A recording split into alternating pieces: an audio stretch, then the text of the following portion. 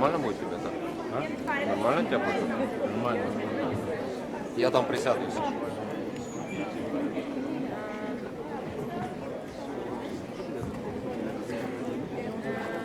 А какая наша?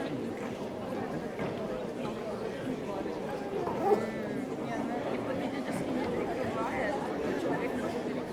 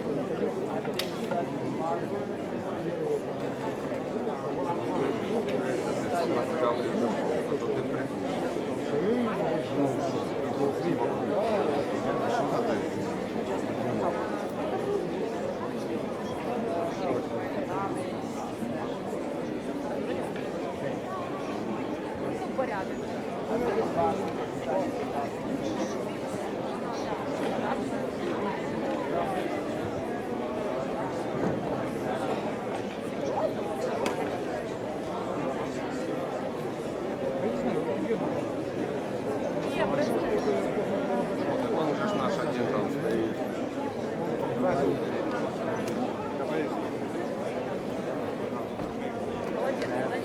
Звук у нас есть. Со звуком все в порядке. Исполняюсь. Со звуком все хорошо, звук идет. Сколько стоит билет? 10 тысяч, да? Это без ошибок. Если большой наоборот.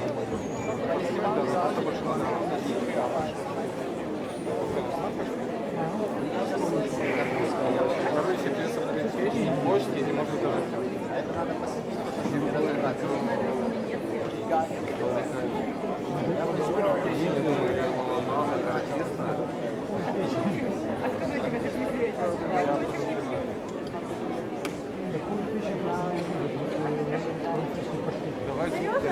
Проверили, как ты пишешь?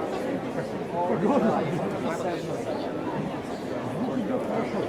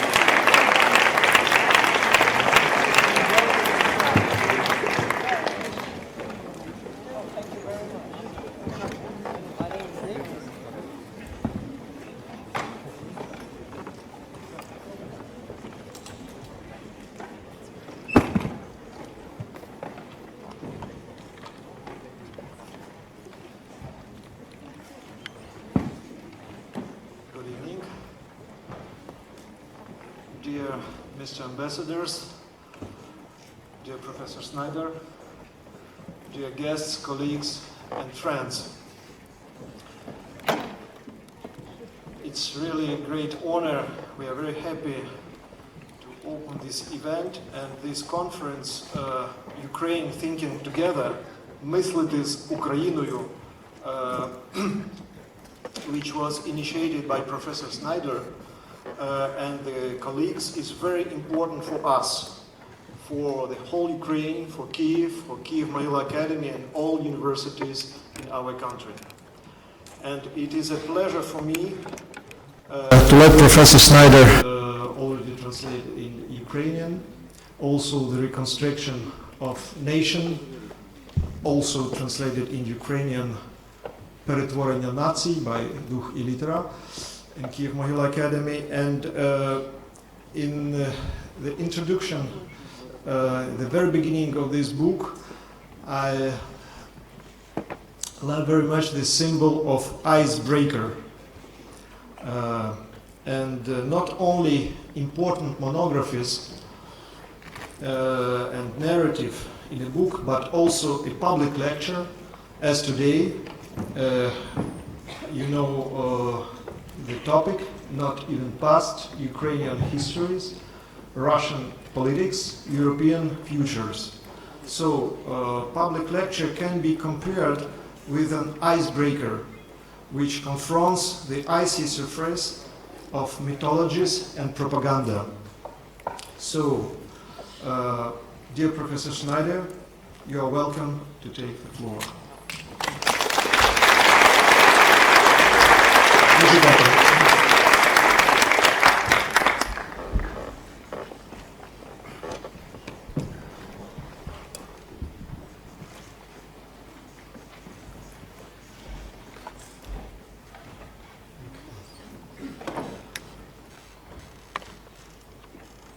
Добрий вечір. Я буду англійською мовою говорити. Всі готові? Так? Дуже добре. Я не мав часу писати українською мовою, тому що англійською. В порядку? Так?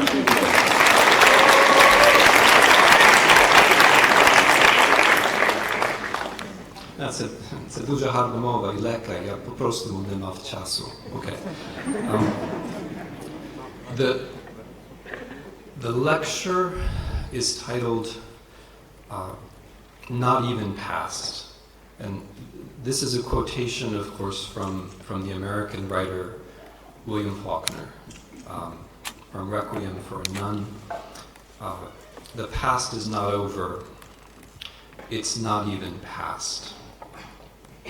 What I would like to reflect upon today is the way that the European history of Ukraine, the European past of Ukraine, exists in political matrices, exists in the political discussions of modernity.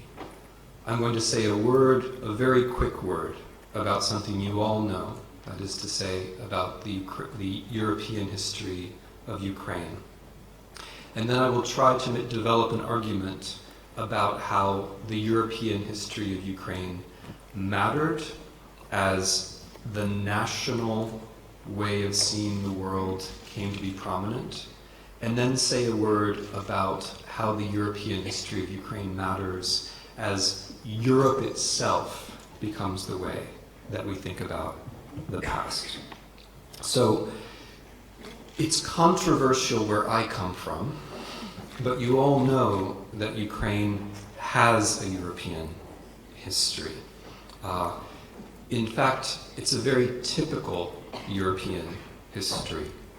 The beginnings of Ukrainian history, or the beginnings of Kievan Rus, in a confrontation between Vikings and local peoples. This is central to the history of France. It's central to the history of Great Britain. These are Central European themes. The next stage in the history of Kievan Rus, the confrontation between Eastern Christianity and Western Christianity, the various bargains, the various betrayals that were made in Kiev, as in Warsaw, as in Prague, as in Bulgaria, as East European leaders oscillated between Rome and Byzantium, trying to find the best possible bargain. This is also a very typical European story.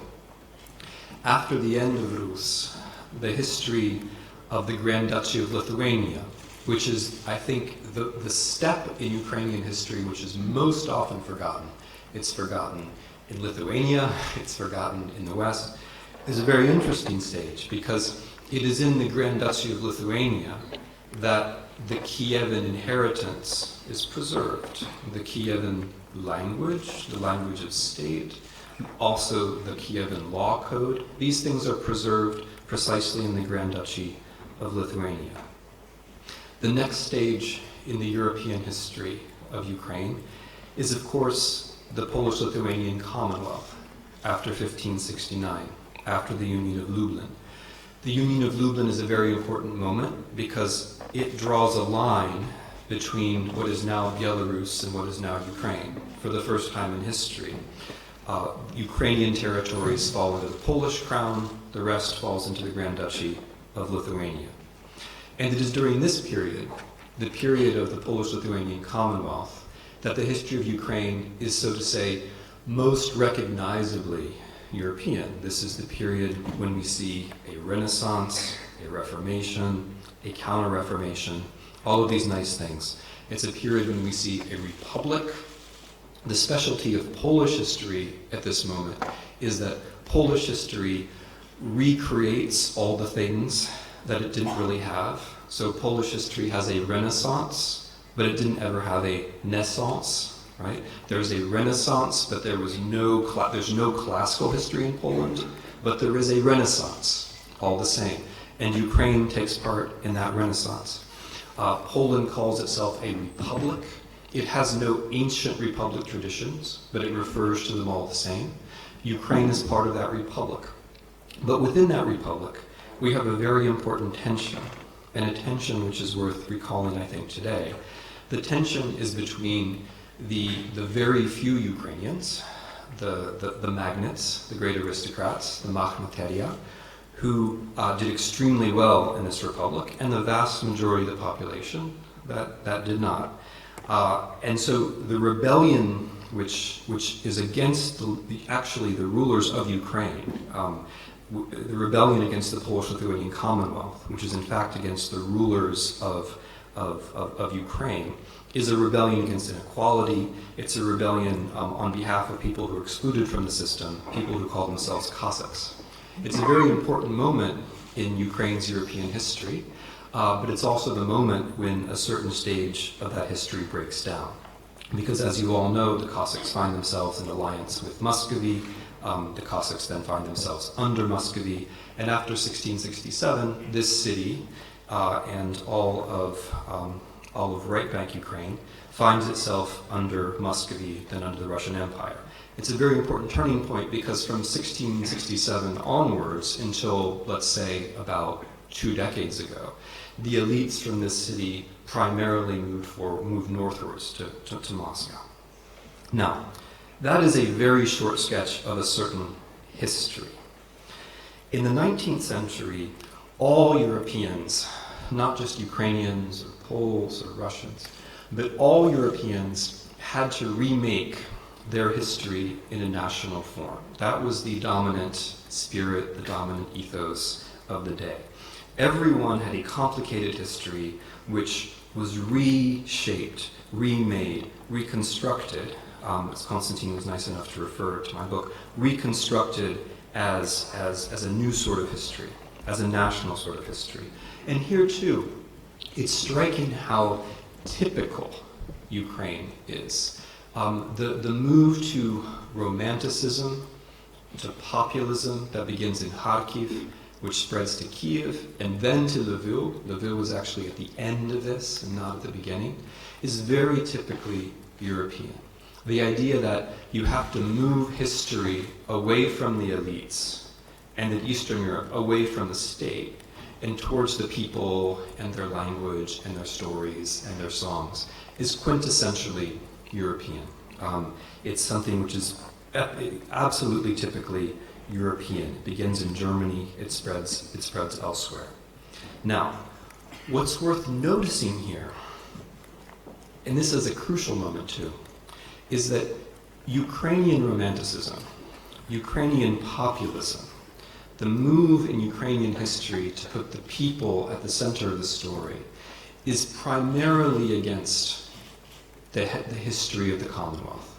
It's primarily against Poles, or Poles identified, as Shevchenko put it, as the aristocrats and the priests. Populism is directed against the Western neighbor, and thus in some sense against Europe. And this is a very important tendency to watch play out. In other words, Ukrainian patriots, or people who are identifying with the Ukrainian-speaking population, always had at least two problems. They had the problem of the Russian Empire, and they had the problem of Poland.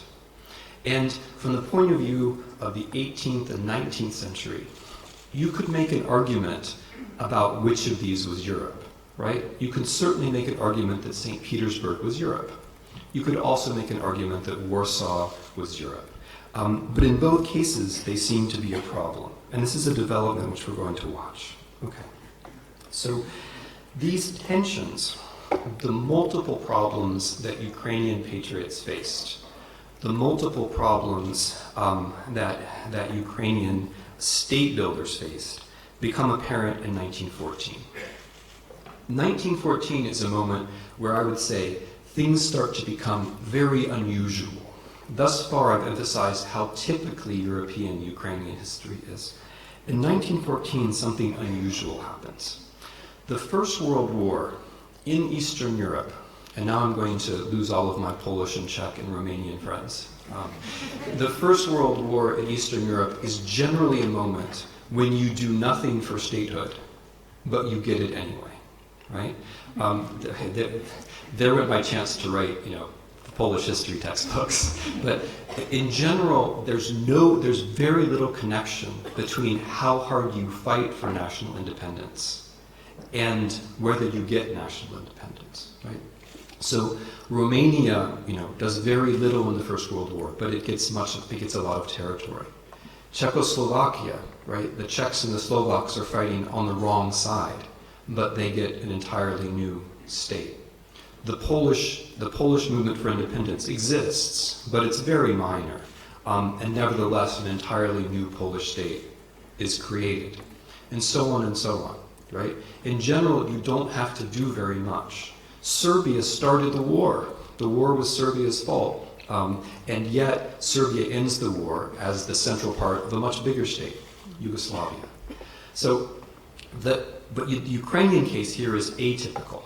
After the war, many Ukrainians do fight for independence. There are two major efforts to create a Ukrainian state. One based in Kiev, one based in Galicia. All of you already know this. There are a huge number of casualties on the part of people fighting for Ukrainian independence. Kiev eastward and then all the way back to Warsaw, in fact. As you probably know, there are a good number of Ukrainian soldiers buried in Polish military cemeteries in Warsaw because they were fighting all the way back to Warsaw in August of 1919. So here you have this unusual situation. You have a lot of conflict, a lot of people who are dying to create a state, but at the end of it, no state. At the end of it, the failure to create a state. The failure to create a state because the Russian whites are against this, because the Poles only support it very late and within certain boundaries, but ultimately because it's the Red Army that wins this very complicated civil war. Now, this brings me to the Soviet Union. And the Soviet period in Ukrainian history is extremely interesting. It's extremely interesting because the victory of the Red Army, the creation of the Soviet Union, casts the question of Ukraine and Europe in an entirely new way. Because, after all, the Soviet Union, and there are many things to say about the Soviet Union, I'm just going to focus on one aspect here. The Soviet Union was, among many other things, an attempt to recreate Europe. The premise of the Soviet Union was, we are a backward country, we need to recreate capitalism, that is to say, Europe, in order to surpass it later on. Right? That is the premise of the Soviet Union. The second premise of the Soviet Union is that nations exist, although maybe not forever. So, in order to go past capitalism, and as something which has interior national boundaries, in order eventually to transcend them, to go beyond them. So, a Ukrainian republic is created inside the Soviet Union. Now, I know it's easy to dismiss this reality. It's easy to say the Soviet Union was just very repressive. And of course it was, and I've written about that. But there's something here to be understood that we have to understand before we get to the end of the story.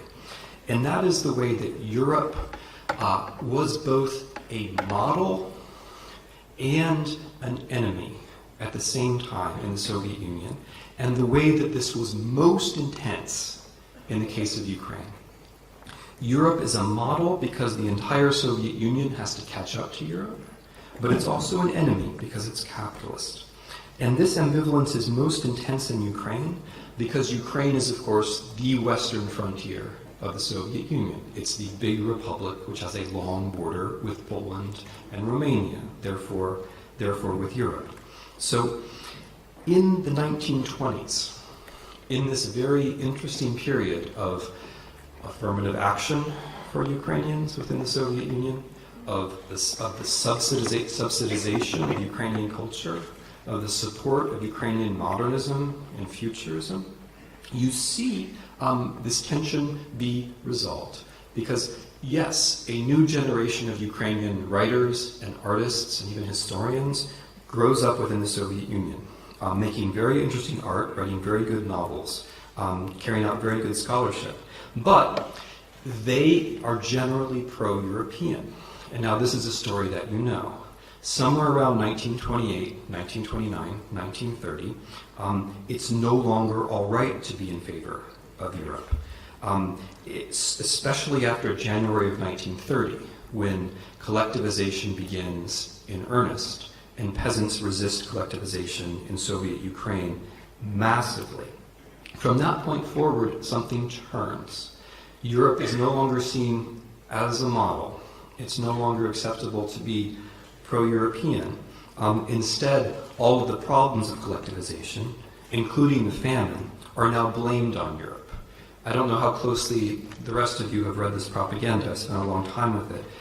The idea is expressed that the famine in Ukraine is the fault of Poland, because Polish agents are paying Ukrainian nationalists inside the Ukrainian Communist Party and so on. And then at a slightly later stage, after the famine has happened, the discussions of the famine are blamed on Nazi Germany. So if you mention that there was a famine in Soviet Ukraine, this means, according to Soviet propaganda, that you were an agent of Nazi Germany. Now, this is a very interesting moment, of course. I mean, it's a horrible moment. It's a terrible moment. But it's an interesting moment for our story of Europe and European futures, because it's at this moment that the dichotomy the Manichaean absolute opposition between fascism and anti-fascism is created, where anti-fascism where anti-fascism is everything good and fascism is everything bad. It's at this moment, right, that the association of Ukraine with fascism begins, even before the war. It's at this moment when this very powerful political logic is established. So the way I would describe the 1930s and the 1940s in Ukrainian history would be that Ukraine becomes something like an object.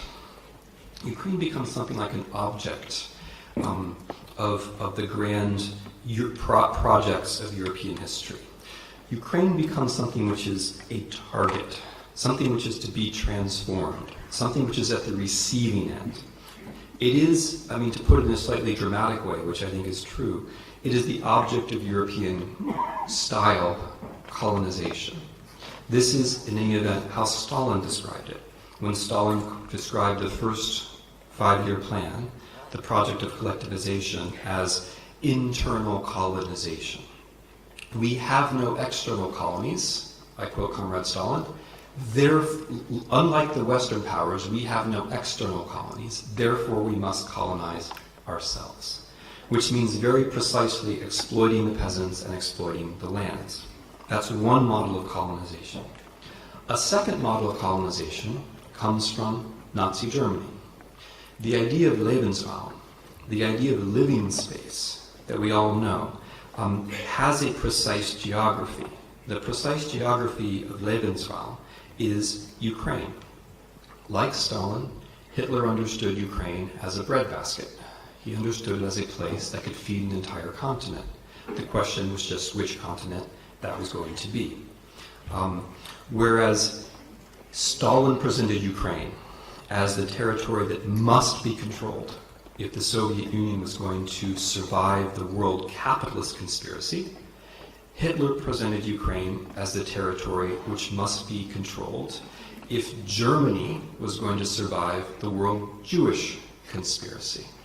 So in both cases, there is a regional colony which has to be mastered, which has to be controlled in the service of a slightly lunatic but very coherent ideology about the way the world actually works. Or to put it in more technical terms, there was a territory which had to be controlled if you wanted to be a world power, whether you were in Berlin or whether you were in Moscow. Now, the Germans looked at collective farming, and they saw it as a positive model. The German planners assumed that they were going to keep the collective farms in Ukraine as a means of controlling the population and of controlling the food supply. Their idea was that they would extract the food from Ukraine and use it to feed Germany and Western Europe, and along the way starve 30 million Soviet citizens to death in the winter of 1941. They never starved that many people, but the intention gives you a sense of what they intended to do if they could control the Western Soviet Union. So here we see a kind of extreme. We see Ukraine at the middle of unmistakably European projects, at a time when perhaps Europe deserved its good name less than it does today, right? This is a very different Europe. These were unmistakably European projects that put Ukraine in the middle. Ukraine was in the middle of two rival European projects based on global ideologies aiming for world power. Now, just exactly how this plays out in practice is the subject of my book, Bloodlands, which Konstantin was kind enough to mention. But the general outcome, you all know, between 1933 and 1945, there was no more dangerous place in the world than Ukraine. More people were killed as a result of policy in Ukraine than anywhere else in the world between 1933 and 1945.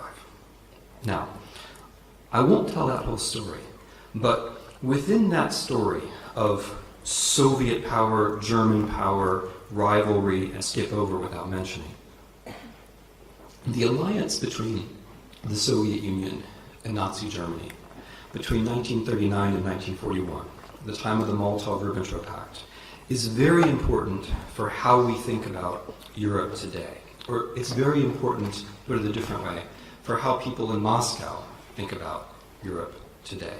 Because the period of the alliance with Nazi Germany shows what anti-fascism actually was.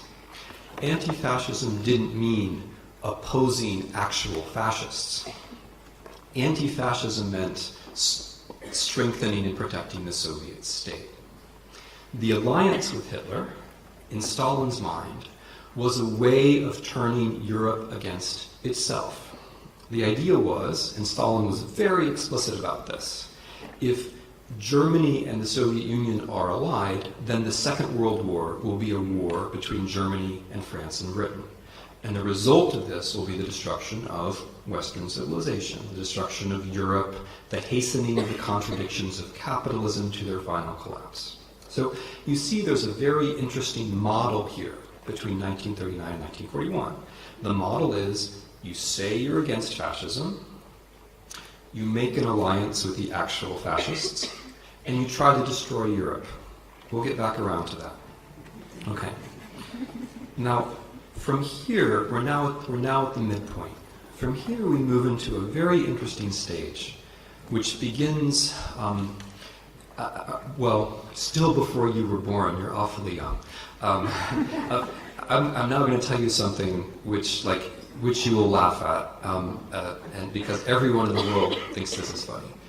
The crucial decade, and the really interesting decade, is the 1970s. Right? Okay, you didn't laugh. That's nice. It's very respectful. Okay. The 1970s are, I think, the axial decade. They're the crucial moment that brings us to where we are today. Because in the 1970s, you begin to see a competition between two ideas of integration. A competition which is still going on, but which has to do with, in the end, where Ukraine actually is. In the 1970s in the Soviet Union, there is no longer the hope that Ukrainians will become Soviets and the Soviet Union will be a utopia, right? But there is the idea that Ukrainians will become Soviets. And there is the Brezhnev project of making sure that the Soviet Union just has one, right? There is the shift away from the Ukrainian language in elementary schools, high schools, and universities in this country. That is one project of integration. And then, on the other side, there is a European project of integration, which by the 1970s has been going on for a couple of decades, which by the 1970s receives a lot of attention in the Soviet Empire and a bit of attention in Ukraine itself. There is a European project which leads indirectly to the Helsinki Final Act of 1975, of which the European states, Canada, the United States, and the Soviet Union are all signatories. 1975 and the Helsinki Final Act is a symbolic moment in politics because here, as elsewhere in Eastern Europe, people seize on to the idea of human rights, an eminently European, also of course American, idea. But less well known is what the 1970s mean for Ukrainians and Poles, and in particular for a particular conversation in which, for the first time really in decades, and arguably in centuries, I would say probably centuries, for some Ukrainians, Poland starts to seem like Europe, and Europe starts to seem like a positive thing at the same time, right? Those are two very important developments. And they begin with a conversation in the 1970s, in which some people here, I see, took part, centered around the journal Kultura, in which Poles said, we are interested in a future independent Ukraine in its existing borders, right? That is, okay, we're fine, no, we're not going to claim the Louvre. While many Ukrainian intellectuals were moving towards a civic understanding of Ukrainian patriotism, which made it easier for them to talk about Poland. To make a long story short, this meant that in 1989, something very important, a very important success could happen. Polish foreign policy in 1989, when Poland was sovereign but Ukraine was not yet sovereign, could openly declare, we are following a policy of European standards. European standards mean we recognize your boundaries. We recognize your Western boundary. We recognize your Western boundary even though you don't exist yet, right? Because Ukraine did not yet exist. We preemptively recognize your Western boundary, right? Many preemptive things are bad. Preemptively recognizing some of those boundaries is probably good. And this reference to Europe was actually true, because an essential part of the European project is that boundaries are not challenged, right? The boundaries of states are taken for what they are. It's assumed that you can then have movement across those boundaries, and you can create something meaningful in that way. So in this way, something begins to shift. A positive idea of Europe in which Poland could play a positive role, because that's very important, right? If Poland is negative, it's very hard to code Europe as positive. Anyway, that new idea begins to take shape. Now, I'm going to pass over the history of the last couple of decades in Ukraine, because you know it better than I do. The history of foreign policy that shifts from east to west, east to west, east to west. The history of domestic policy, which is an alternation among various oligarchical clans. The way that this ends, I think, decisively in 2013 and 2014 with the Maidan. What I want to emphasize instead is the way that another project has now in fact emerged. So, as of the early 21st century, the European Union seems to be the only game in town. And it is very attractive. It's attractive to a whole group of East European states who join, a whole group of East European states who don't actually imagine themselves without Europe. It's a very striking thing that as soon as sovereignty was gained, the immediate step was to try to compromise that sovereignty. But over the course of the early 21st century, it could seem that this was the only integration project, right? The old Soviet integration project was gone. The Soviet Union was gone. The European project was moving onwards. In the 1990s, in the early 21st century, Europe arguably presented, I now feel guilty in front of my American compatriots, but Europe arguably presented the most impressive common market, the most impressive collective, if you like, welfare state that had ever existed. And Europeans had a certain tendency to believe that this was it. This was the only model, and everyone likes us. Now, what's happened in the last year, and here I'm moving towards my conclusion, what's happened in the last year is that something has fundamentally changed. There is now a rival to this project. The rival is not a Soviet rival, and it's not exactly a Russian rival, although it comes from the Russian Federation. The rival is this Eurasian project. And what's special about Eurasia, I mean, both as an ideology, in the words of Dugin, or as a policy, in the hands of Putin, what's special about Eurasia is that for the very first time, someone, aside from some of my more radical Republican friends back home, someone is treating the European Union as an enemy, right? Someone is treating the European Union as something which is evil and is to be destroyed. Someone is mounting a cultural, ideological, and political attack on the European Union as such. Now, I'm not telling you the history that you already know of the Maidan. You were here. What I'm trying to stress is that this counter-project revealed itself during the Maidan, right? For those of us who are watching from afar, who were spending the day paying attention to the Maidan and the night watching Russian television, it was very clear that something had changed fundamentally in Russian propaganda. You've all noticed this too. That the Maidan was being treated as aggression from the European Union. Not just the Americans. Of course it's our fault. Let's take that for granted, right? But for the first time, something was being presented as aggression from the European Union. And that aggression was coded in certain ways as decadent, to use the dominant word, right? Where decadent means all kinds of toleration of things that I would regard as essential human freedoms. How you would like to live, and with whom, and in what way. Essential civil rights. So the European Union is being coded not only as an enemy, but as decadent. And this is new, and the Maidan brought this out, because the trend of presenting, this whole trend of presenting, Evropa as Gevropa, which was already there. It sounds funny, but it's actually not funny. Which was already there in Russia, came much more to the fore, because the Maidan was then described to the rest of the world in this way, as part of this offensive of this evil and decadent European Union. Now, this has led to a very interesting sort of dichotomy in the way that Russia is presenting the world. Russia is presenting Ukraine to the rest of the world.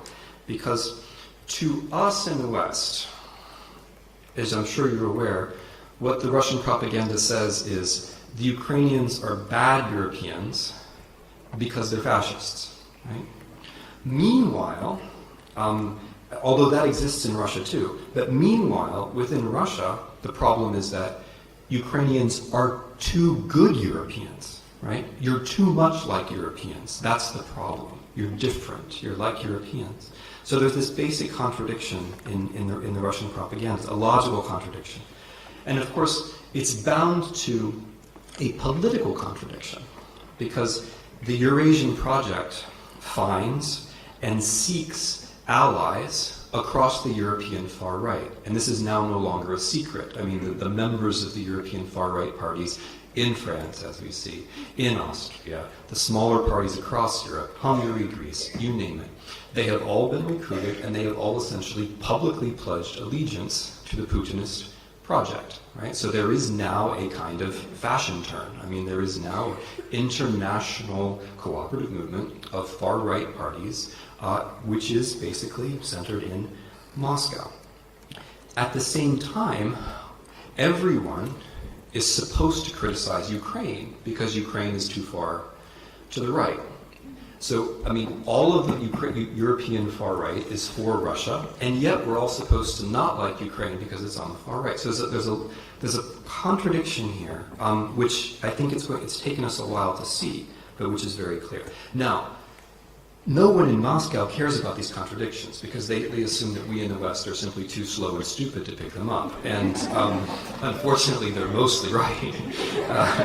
We are very slow, and we have to be slow because we're pluralists. We take arguments seriously. We think every argument belongs to a constituency. We have to balance it all out, on one hand, on the other hand, and so on.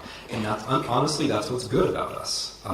We can't be so quick because we think that there are different kinds of arguments, and we have to. But this is actually not a difficult one to think through, and I'm confident that we'll think it through pretty quickly. But the contradictions don't matter. They're in Moscow, they're perfectly aware that these are contradictions. They just don't care. What matters is that this is a coherent project. It's not at all crazy or irrational. It's not the kind of thing that if you point out the contradictions, it then goes away.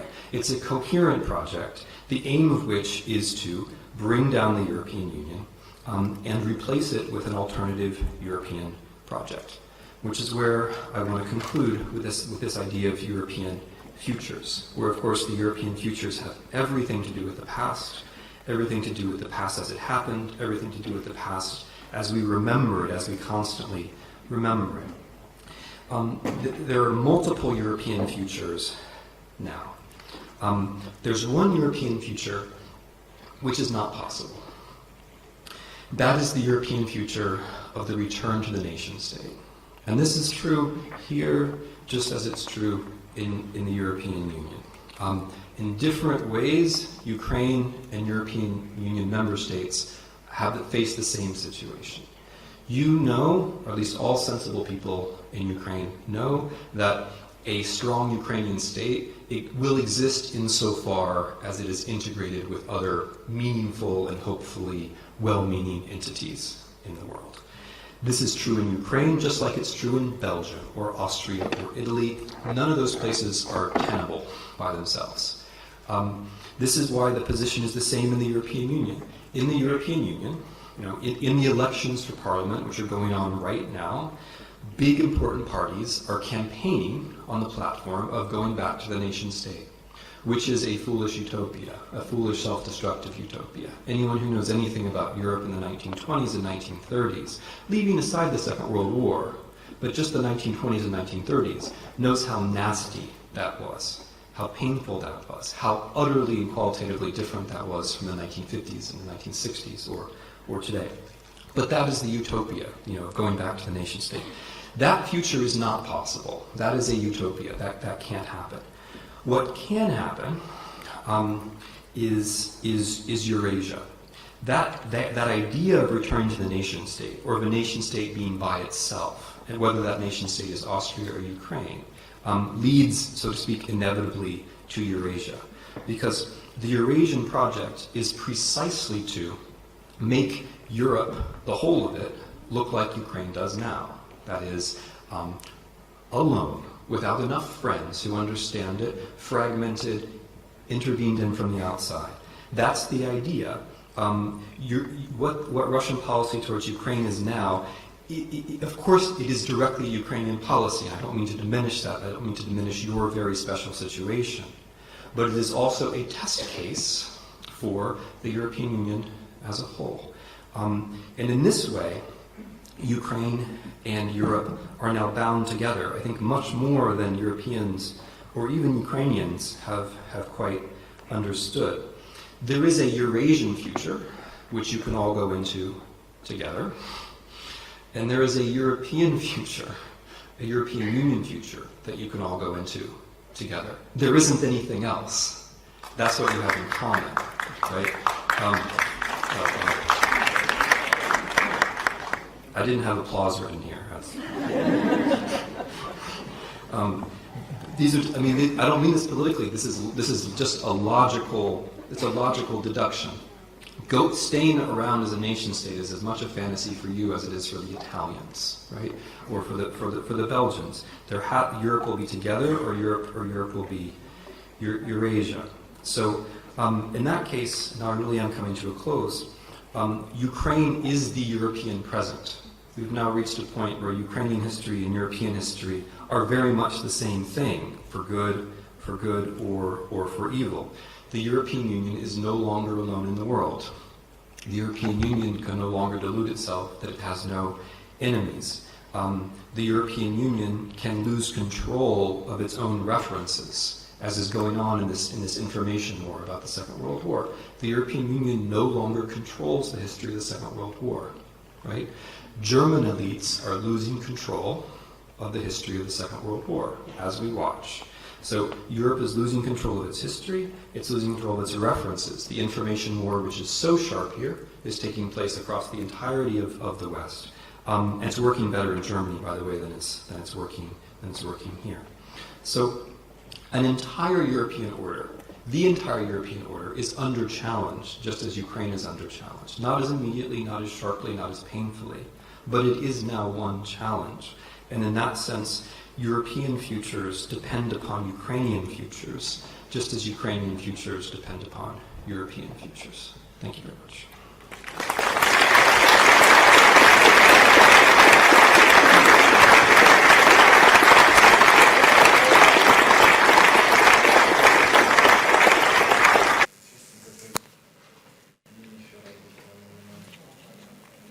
У мене для всіх є дві новини. Одна добра, інша погана. Перша погана, у нас небагато часу, обмаль.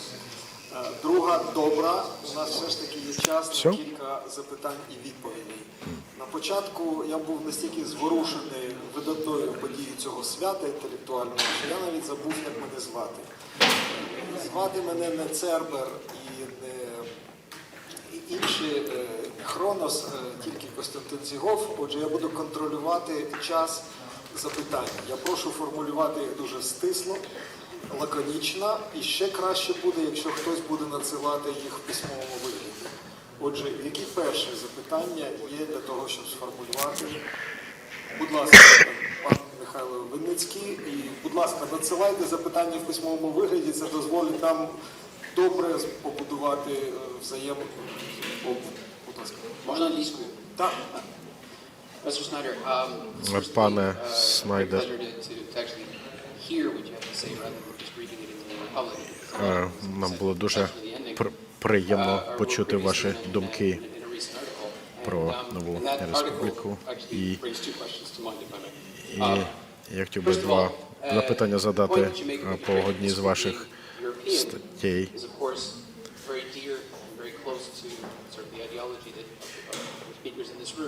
Ваше сприйняття історії України і її майбуття дуже відповідає думкам тим, хто присутній у цій аудиторії. А стосовно ідеї щодо України, її приналежності до трьох слов'янських народів, стосовно України як частини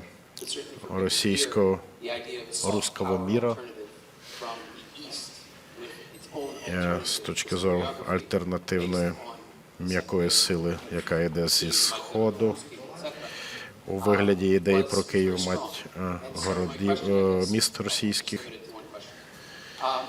Отже, запитання мене, як би ви до такої історіографії ставилися про спільну колиску, про належність до спільних родини народів. І з урахуванням того, що є так само багато тих, хто в це вірить, як і тих, хто будуть доводити, що є альтернативна історія і, відповідно, нас чекає альтернативне майбутнє.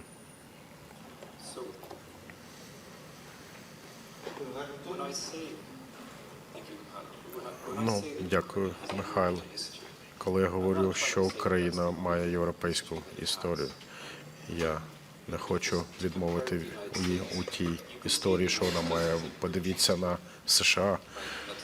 Можна сказати, що моя така улюблена парадигма, до речі, що можна сказати, що США – це відламок британської історії чи відхилення від неї, але так само це є часткою і іспанської історії, і афроамериканської, і історію власну, але історія Америки без цих компонентів не має сенсу.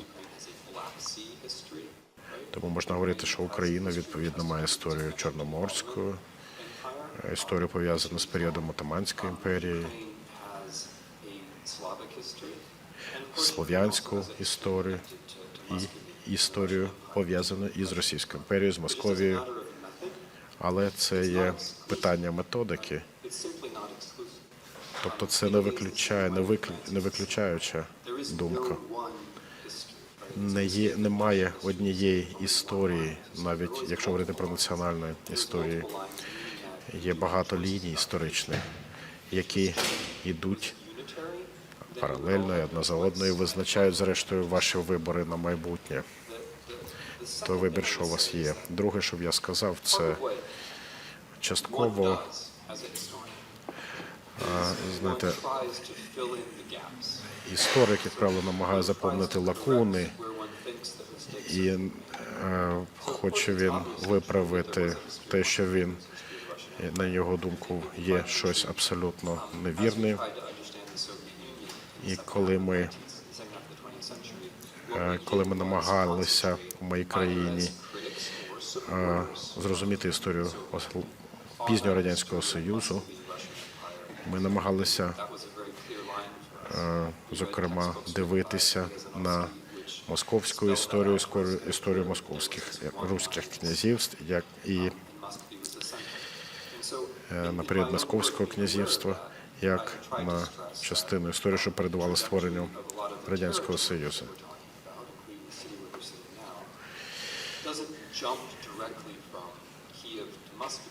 Але знову ж таки питання, чи відбувалося, наприклад, чи існував такий стрибок від періоду Київської Росії до Московського князівства?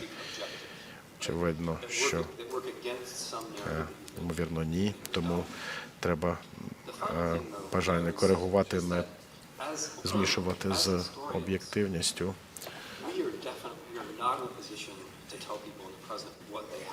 І, безумовно, ми, як історики, не можемо говорити людям сьогодення, що їм треба робити. Мій аналіз говорить про те, що Європа як ідея проявилася в Україні у різноманітні способи, як модель нової спільної держави, як моделі того, як стати національною державою. І, до речі, в Радянському Союзу до Європи також було дуже таке амбівалентне ставлення, яке зараз прояснюється, зокрема,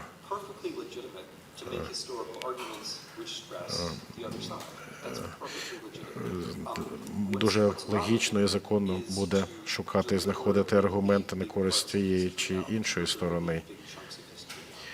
Але цим ми ризикуємо лишити поза межами уваги великі шматки історії. Я б сказав, якби я був дуже великим європейським оптимістом, я б сказав би, думайте про Європу, живіть Європою, дивіться європейське телебачення, смакуйте Євробачення і так далі. Але це не те, що треба, про що треба думати і що треба давати людям. Треба бачити історію із поганих, із добрих боків.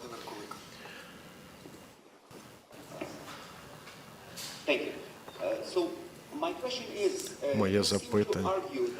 Ви виступаєте, очевидно, проти того,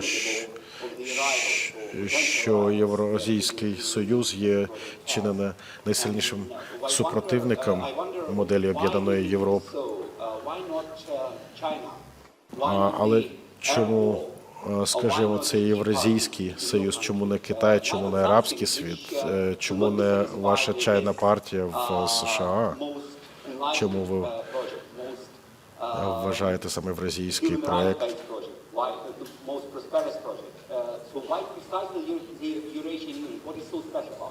Що в ньому особливо в цьому Євразійському Союзі?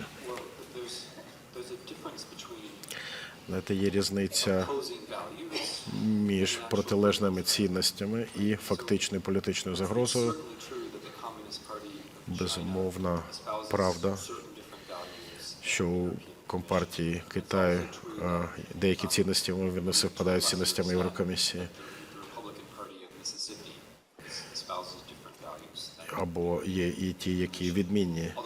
І так само є відмінні цінності Єврокомісії, скажімо, чайної партії в США. Але важливо, знаєте, розуміти, що особливість Євразійського Союзу може існувати лише як протилежність ідеї Європейського Союзу. Це велика гра на інтерес.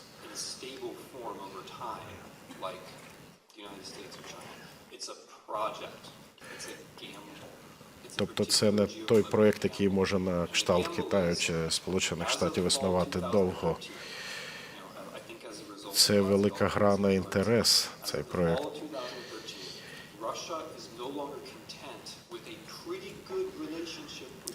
Розумієте, станом на кінець 2013 року, на осінь того року, виявилося, що Росія більше не може миритися із своїми до того мирними більш-менш стосунками із Європейським Союзом, з Україною. При тому, що ситуація у цих стосунках з Україною, з урядом Януковича, з Євросоюзом не була поганою для них. Але ж вони грають і вдумують про те, що якщо ми ослабимо Євросоюз, ми виграємо. Тобто тут нема точки рівноваги, стабільності.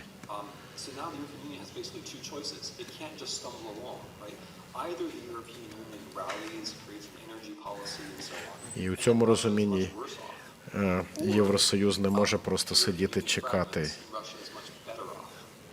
Тобто або він буде робити кроки в точки зору нової енергетичної політики і так далі, у чому Росія не зможе конкурувати, або він буде розпадатися на шматки, на користь, так би мовити, на радість Росії.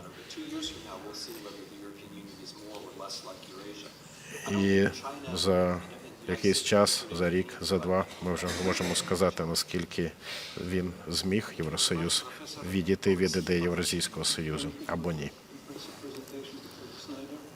Дякуємо за ваш виступ, професор Снайдер. Хотів би повернутися до путінської стратегії, яку ви представили як певне таке продовження сталінської стратегії, яка дуже активно антиєвропейська і яка спрямована на співіснування з Європою, на її знищення. Я хотів би підставити це під сумнів з урахуванням того, що у Москві є дуже популярною ідеєю Хантінгтона про те, що 21 сторіччя стане періодом кількох глобальних сил, балансу цих сил. Отже, наскільки можливою є ідея знищення, скажімо, Євросоюзу з боку, зокрема, правих сил, наскільки це є реальною саме, можливо, це не стратегія, а лише загроза.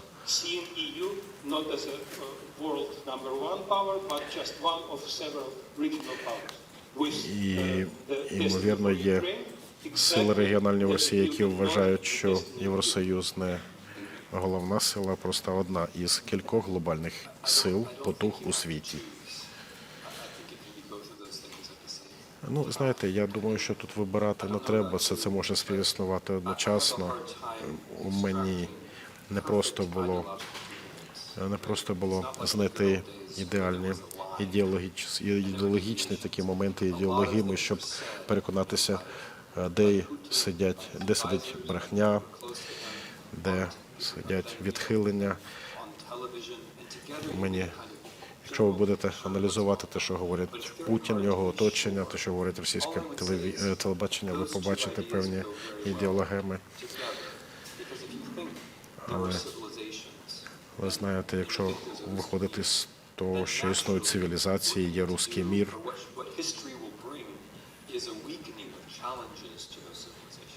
то можна сказати, що історія несе лише ослаблення цих цивілізацій. І якщо братися, скажімо, за пана Дугіна, то він абсолютно внутрішньо певний в тому, що Євросоюз – це штучне утворення. І що він сам себе знищить, так само, як природні протиріччя капіталізму мають начебто привести до його занепаду. Він вважає, що усі базові цінності і демократичні засади Євросоюзу вони з часом себе знищать.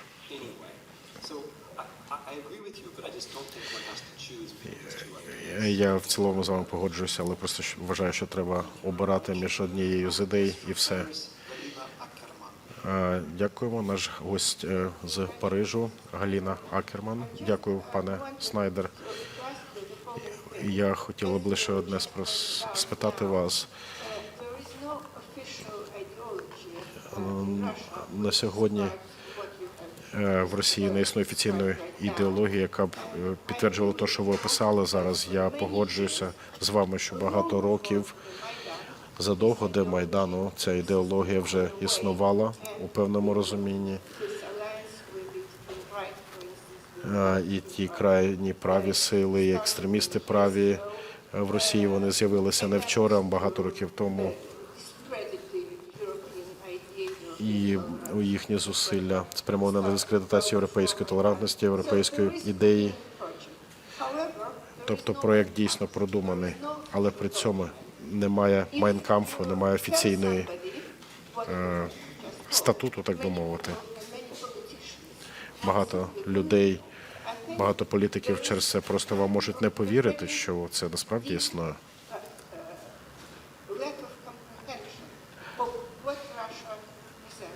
Ймовірно, це через відсутність глобального розуміння того, що таке Росія, що вона особлює. Отже, питання, як можна переконати політичних лідерів, що цей проєкт дійсно реально спрямований на знищення Євросоюзу, що це той проєкт, який дійсно спрямований на поширення ідеалів Євразійського Союзу. project right now. Those are three dictatorships, really speaking. Kazakhstan, І можна, до речі, подивитися, скажімо, на 3 країни – Казахстан, Білорусь, Росія, щоб зрозуміти, яку загрозу несе ідея Євразійського Союзу. very, how say, you cannot say that Dugin is an official ideology. І не можна при цьому сказати, що Дугін – це офіційний ідеолог. Але тим не менше, як з цим боротися? You're describing Знаєте, the problem of political ви, par excellence. This is just the way it was. ви знаєте, це те, що було, знаєте, у 38-му Did not understand the threat. не було Mein Kampf ще, але багато європейців не розуміли небезпеки These books often, especially Mein Kampf, і мали згодом проблему із Сталіним. even if there were a Mein Kampf, З іншого боку, ті, хто читав ці книги, не that завжди didn't solve our problems. It didn't solve the problems in the 1930s. It's up to us. створювали проблеми. Ви знаєте, від нас залежить природа звіра у тому, що кожен, хто хоче спробувати якийсь вид дедуктивного аналізу, Basic, here's another thing that's basic. This is possible. This is not possible. що основне, що похідне, Be overwhelmed що можливо, що ні, million signals.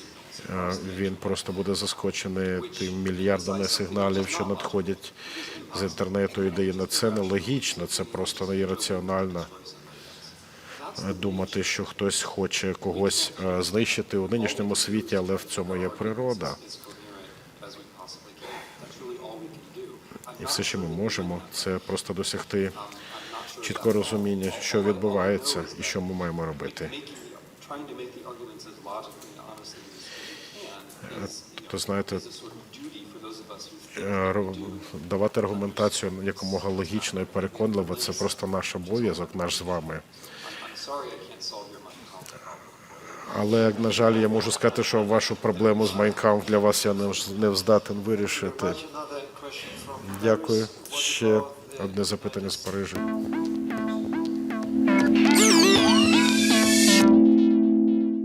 15 травня, це громадське телебачення. В ефірі громадське телебачення Донеччини. Я Олексій Мацука. І ми традиційно о 18-й розпочинаємо наш блок, випуск новин зі Сходу та інтерв'ю і аналітика з приводу того, що відбувається зараз у Донецькій та Луганській областях і не тільки. Я хочу нагадати, що все, що відбувається в цій студії, це відбувається за рахунок коштів телеглядачів та тих людей, яким подобається продукт, який роблять громадське телебачення та громадське телебачення Донеччини. Зараз на каналі громадського телебачення Донеччини відбувається наша програма, вона проходить прямо зараз, «Медіа Майдан. Вибори 2014». І кожного дня в ефірі громадського громадське.тв ви можете дивитись випуск громадського телебачення Донеччини. Отже, до новин і почну з анонсів. В понеділок в цій студії буде Якоб Пройс, це режисер, який зняв легендарний фільм «Іной Челсі». Це фільм про життя звичайних донеччан, яке порівнюється. It wasn't my subject here today, but it is part of this Eurasian campaign. Okay, just to take a step up.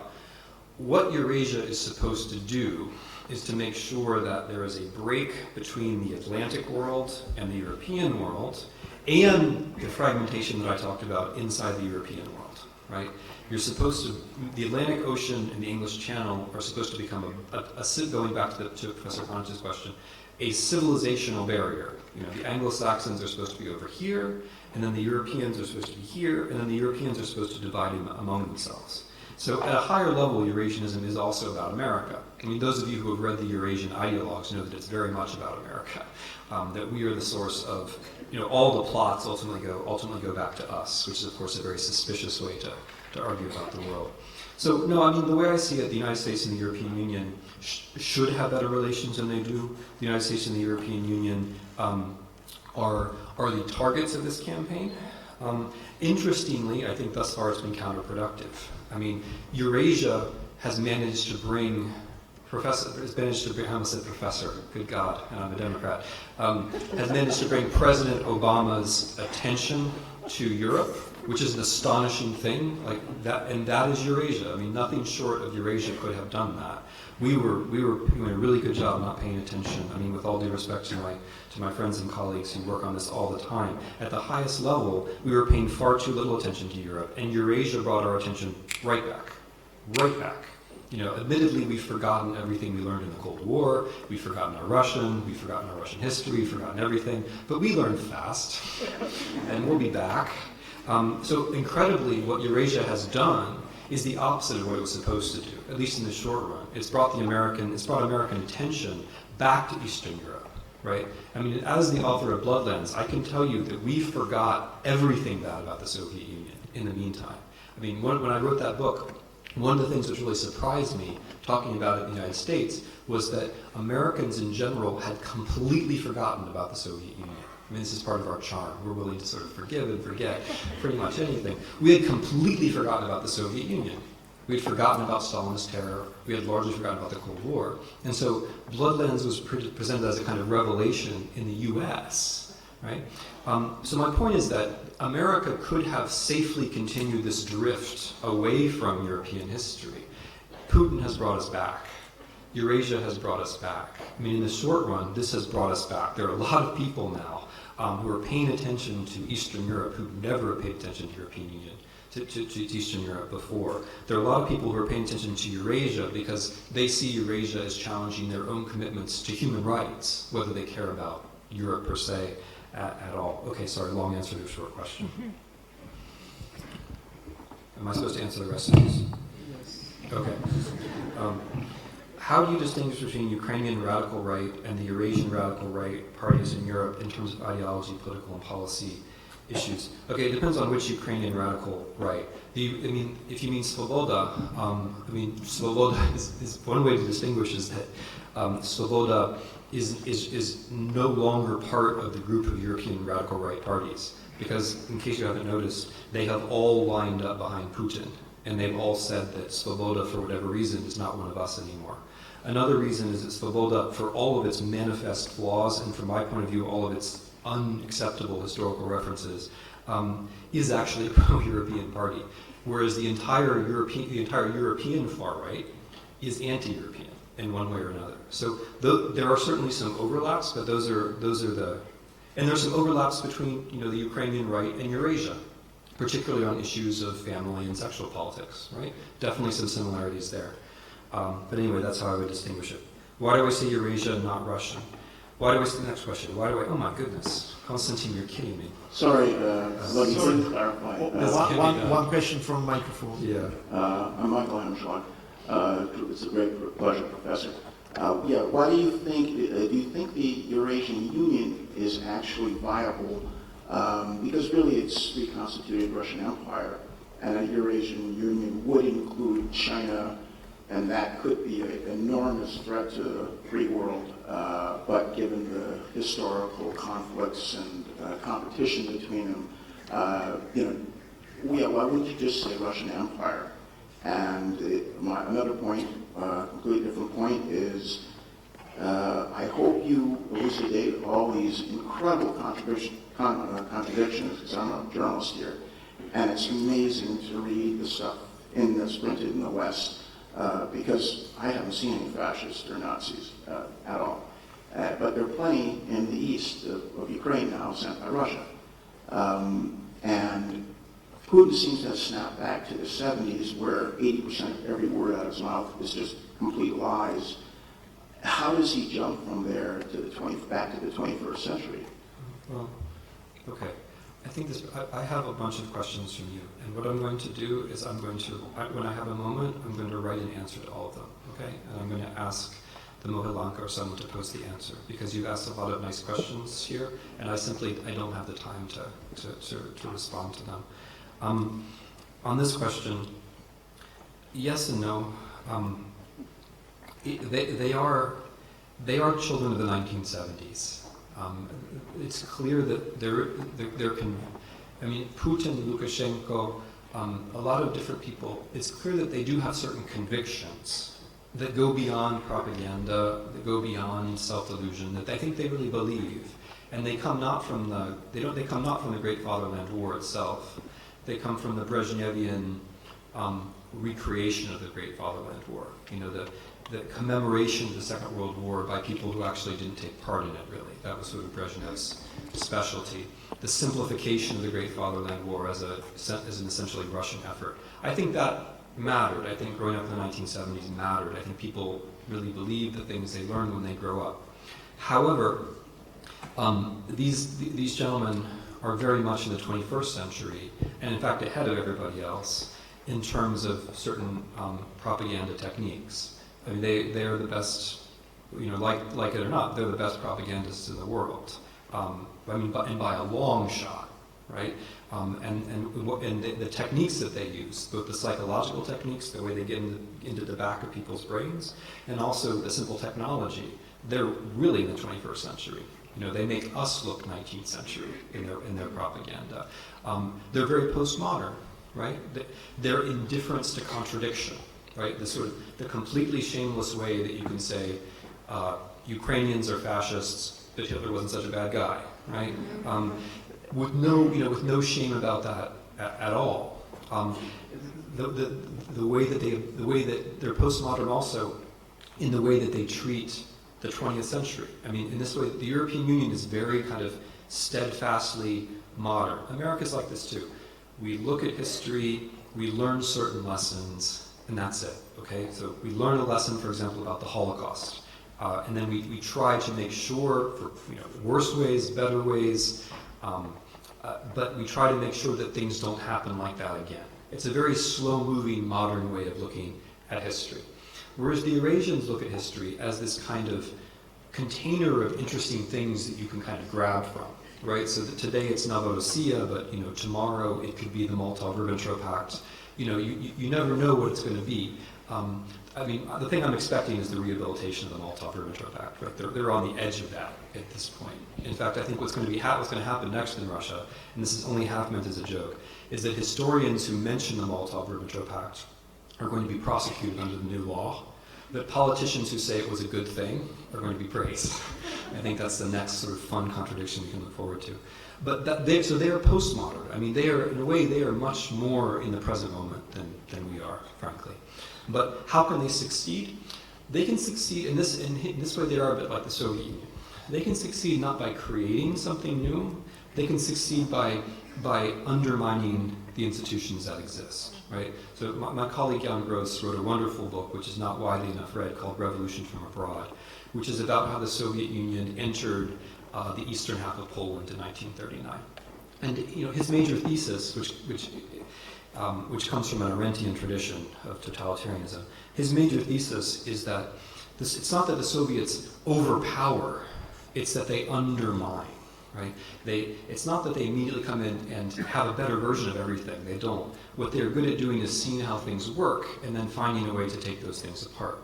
Now, the European Union is an extremely intricate, complicated project, and it has weaknesses, all kinds of weaknesses. And I think the way Eurasia succeeds is not by building something better than the European Union.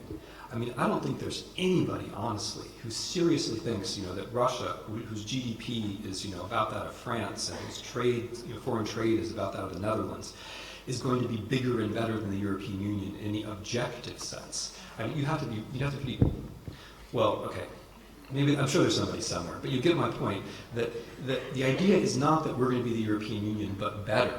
The idea is that we can make the European Union worse, so that if we stay the same, we will come out better in the end. That's the triumph of Eurasia. It's not a creative project.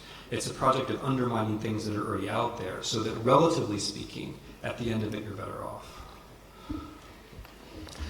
Thank you very much.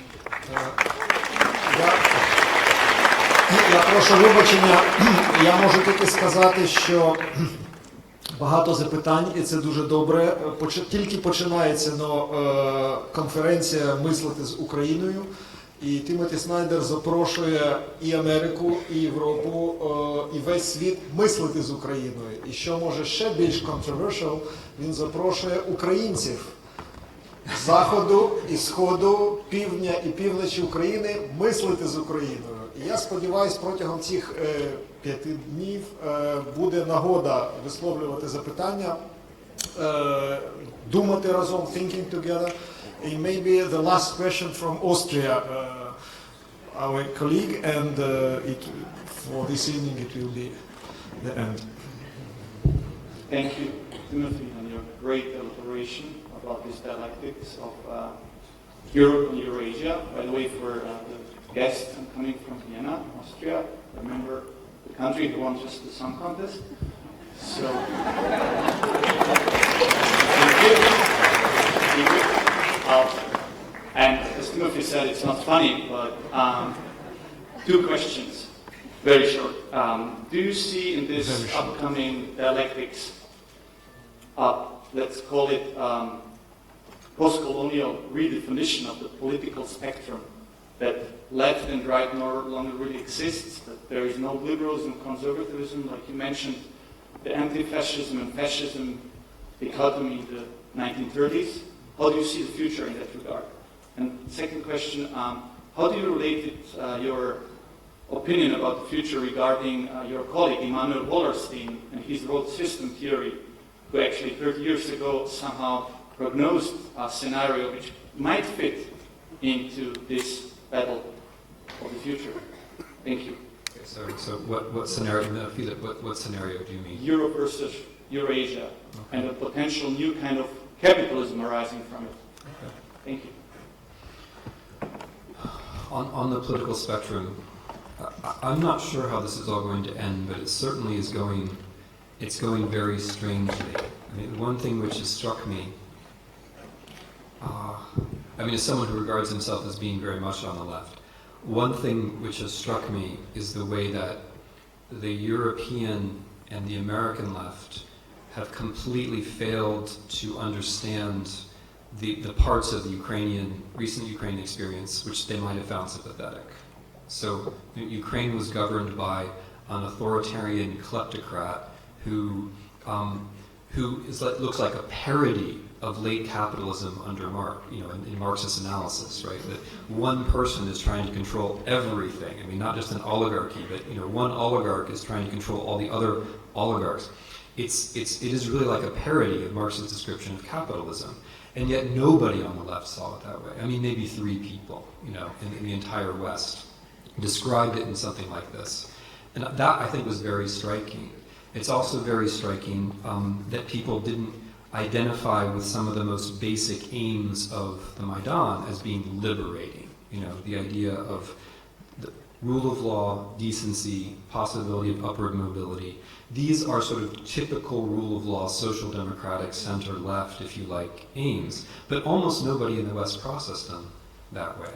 And then there's a third failure, which is that almost nobody in the West is processing Russia as being right-wing. Even though, from my point, maybe I'm old-fashioned, but from my point of view, these various assaults on traditional human rights, as they've been defined over the last half-century, constitutes a kind of extreme form of social conservatism. The notion that states can invade other states, that one nation can decide another nation is not real, that you define the world in terms of ethnicity instead of law, right? Which is what this whole notion of Russians or Russian speakers abroad is all about. These are not conservative ideas. These are ideas which come straight out of the fascist 1930s. And yet, they're not perceived that way. They're not processed that way. So there have been, what I think, 3 fundamental intellectual failures by the Western left in the last few months. And now we're all fighting about it, but it's not at all clear to me that the left. I think this has been a kind of, honestly, a colossal failure of the intellectual left on both sides of the Atlantic. And it raises the question of how it can be, how this could have happened.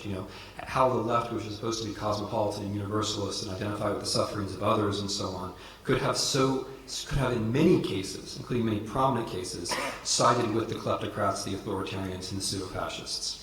I think that's a very important question, and I think it's part of a crisis of the left, which if people were honest, we would just describe it in this way. I think it is part of a crisis of the left. I mean, it's striking that so many of the people who are sympathetic to the Maidan are sort of liberals and traditional conservatives, or liberal conservatives in Germany or in the U.S. So something is clearly going on. I mean, at the level of the politics of Eurasia, it's very simple.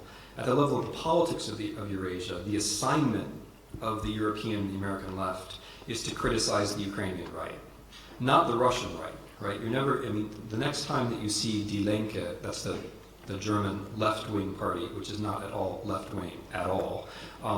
The next time you see Die Linke criticize the Russian right, let me know, because it doesn't happen. Their assignment is to criticize the Ukrainian right. They don't even criticize the French right, or just the Ukrainian right. So clearly there is some kind of weird political program in which the only right wing which is supposed to be opposed is the Ukrainian right wing, whereas the much more powerful and actually, historically significant right wing movement, which is the Eurasian movement in Russia, goes unexamined, uncriticized, unnoticed. It's just treated as reality. So there is, I mean, I think, Philip, you're right. I think something is going on which challenges left and right. And I think there are going to have to be a few more courageous people on the left who stand up and say, we completely bungled this one. We got this one completely wrong, and it has to happen soon, or else discussion's going to be impossible, because the discussion of Russia and Ukraine can't be left to the right. I mean, the right has its problems, and the American right has its problems, which I won't go into because that's a completely different subject. But it has its problems with Ukraine and Russia. The American left and the European left have to engage on this issue, sympathizing with people who want justice, sympathizing with people who want the rule of law, and so on, which is in large measure what the Maidan was all about. So I'm afraid that you're right. I mean, I'm afraid that the Maidan, just as it revealed what the Eurasian project was like, it also revealed certain half-hidden crises in European and American political thought, which have now come right out into the open, and I think which have to be aired. That's just, it's one more way. Political thought, with the exception of a few people in the German dailies, European political thought has failed to handle this. It's not been impressive. I'm going to stop.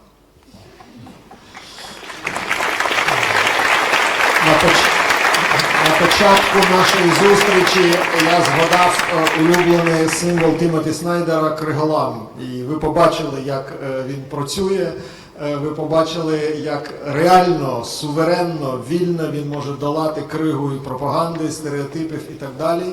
І в інтелектуальному світі, в світлі мислення і думки, я вважаю, що він є більш потужним, ніж Містраль.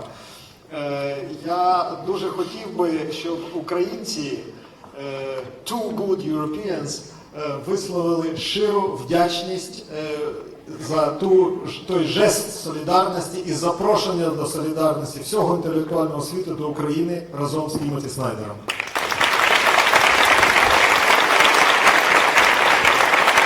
Dear Professor, I know that you are in a hurry and there is a lack of time today, but let me, on behalf of Kyiv-Mohyla community, all our audience and Ukrainian people express you thanks for your initiative, for this intellectual marathon and your personal investment in this action, in this event and in this idea. Thank you so much, and let me present you a small gift. This is not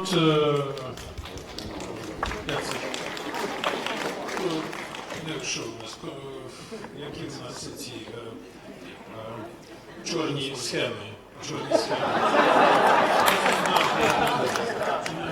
Nothing with corruption, yeah. It's only a book in memory and from Kyiv-Mohyla Academy. Thank you very much.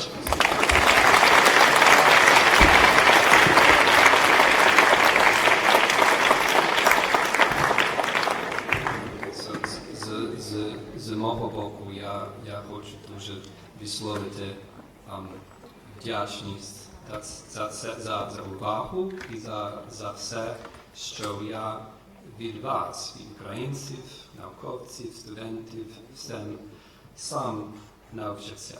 Я дякую.